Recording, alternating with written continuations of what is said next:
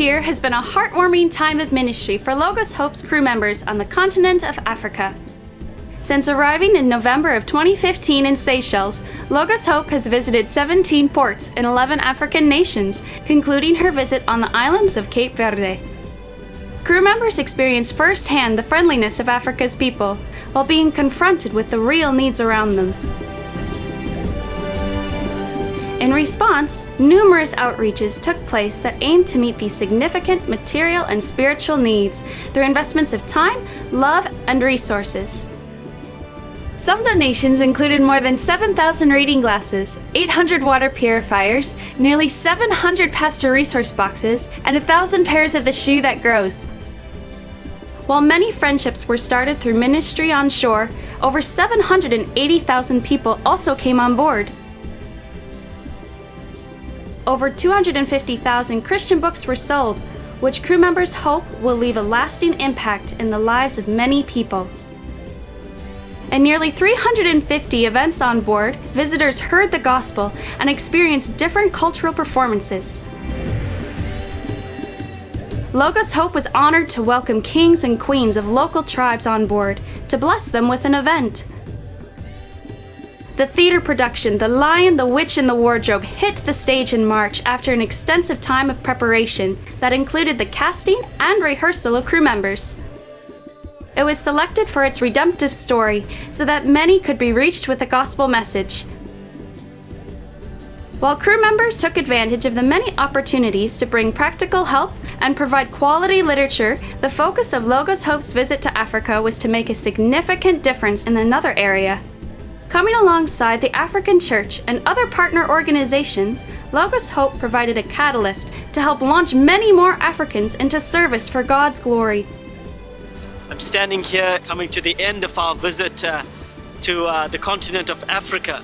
And as we look back, it has been a remarkable visit in many ways. We recognize that through the ship visit, some long-established relationships are still there and still strong.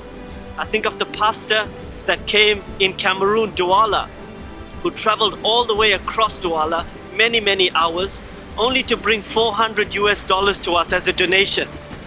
And the story goes that he was a volunteer on one of our ships, the Logos 2, nearly 11 years ago.